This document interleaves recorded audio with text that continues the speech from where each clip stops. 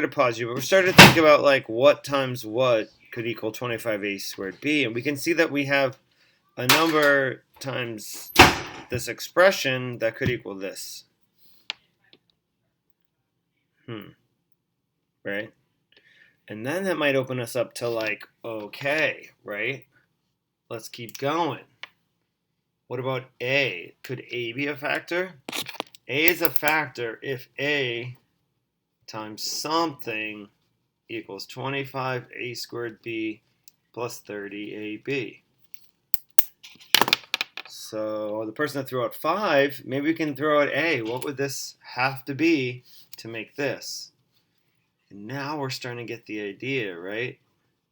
We can make this work because it's a factor pair. Whoop. A times all of this will get us what we started with. Ooh. So what do we notice about our here with our pairs here? Well, now we have a plus sign in our factor, but it's still a factor, right? Based on all the stuff earlier. So,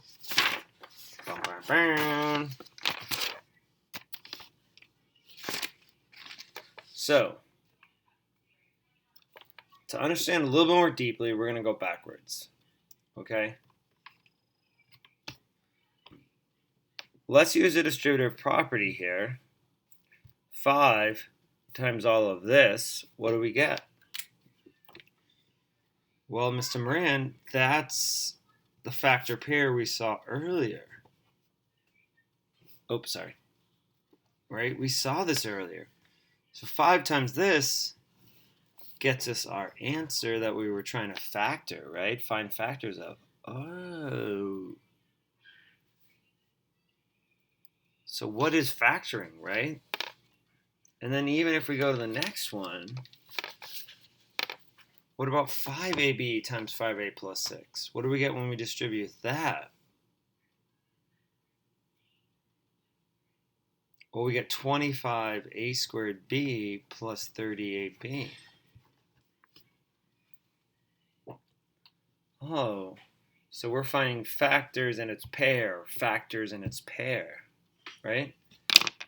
So the distributive property gives us what we were starting with earlier, right? Okay, so factoring, here's a leap. Well, we'll leave it there for now, but we're going to talk more about it. Think about it. Distributive property, factoring.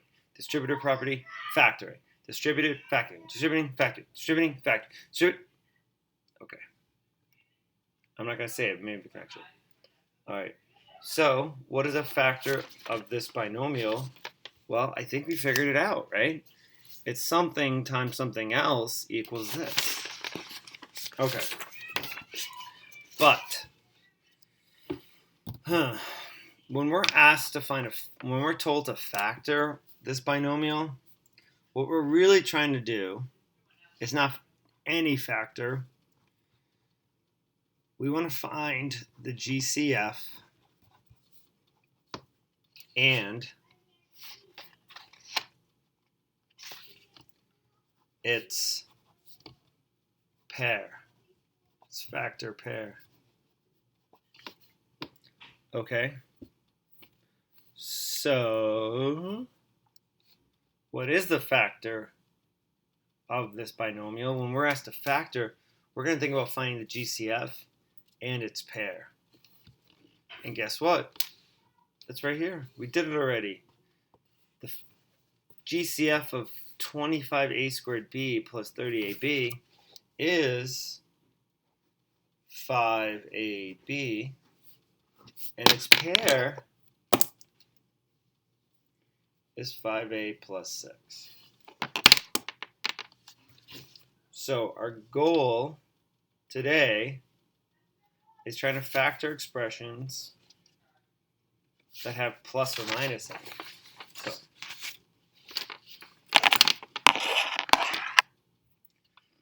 So here's our next part. So we're going to try to factor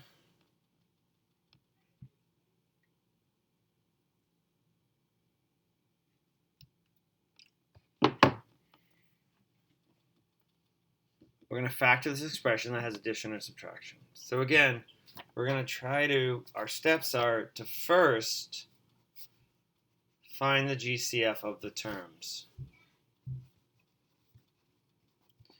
And one nice way to stay organized is to actually make a little table. So we have x squared and 5x. You might see the GCF, but what I'm going to do is to factor it. So x squared is 1 times x squared times x times x. 5 is 1 times 5 times x. And then we can see what the GCF is.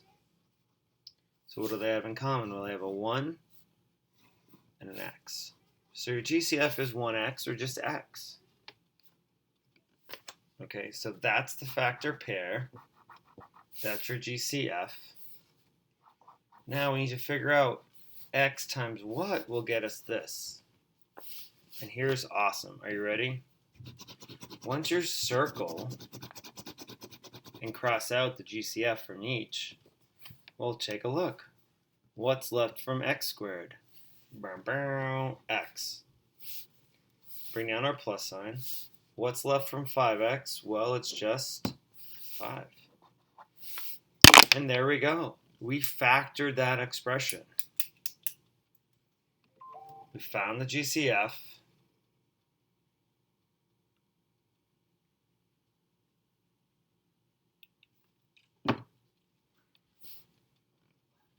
And that's its pair. So that's our GCF. And that's the factor pair. And so when we factor expressions with addition or subtraction, that's what we're trying to do. Okay. So let's try it again. Oh, and even more important, how can we be sure that we're right? How do we know that x times x plus 5 is a factor of this? Well, when you see a number or something outside parentheses, you think of what property? Oh, it's a distributive property. So that's really awesome. So I distribute x times x is x squared plus x times 5 is 5x. Boom. So guess what factoring is? The opposite of distributive property. So we're trying to undo distributive property. That's what factoring is. Splitting it up. All right. Let's talk about another special type. We want to factor negative 6x squared minus 9. Our first step is to find the GCF. Okay? So, you might be able to do it in your head. I'm going to do this one out again, just to reiterate. So we get negative 6x squared minus 9. And to factor this properly, I'm going to pull out a negative 1. And then 6 is 2 times 3. X squared is x times x. Negative 9 is negative 1 times 3 times 3. And now I can find the GCF. It's negative 1 times 3. So our GCF equals negative 3. Sorry about all those alerts. So that's our greatest common factor. We put the factor pair in the parentheses. And again, if you take out the GCF, factor it out of each term, you'll find out what's left. So what's left from negative 6x squared? Well, 2 times x times x. That's 2x squared. And then of negative 9, you're left with positive 3. So there we go. We've got negative 3 times this is this. And so we reversed the distributive property. We factored it.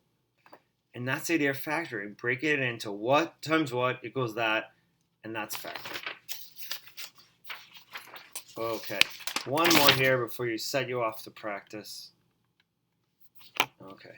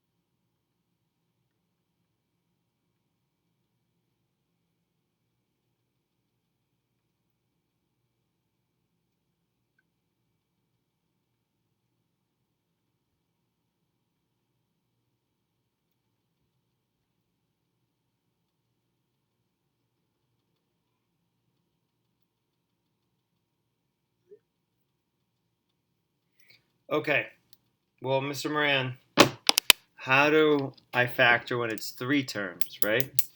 Well, guess what? It's just like it was 2 terms. And you can make a table, but I'm going to, you don't have to, but I think it makes sense the first time. So we have 3x squared minus 9x plus 3. So we need, when we have 3 terms, to find the GCF of 3 terms. So I'm going to write each out in expanded form.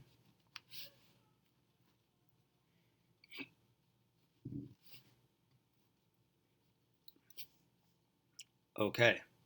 And just like we did with 2 terms, we're going to find the GCF. So I could see they all have a 3. They all don't have an x. They all don't have a 1. All right, that is our GCF, 3. So we just need the factor pair. 3 times what gets us our answer? Well, what's left from 3x squared?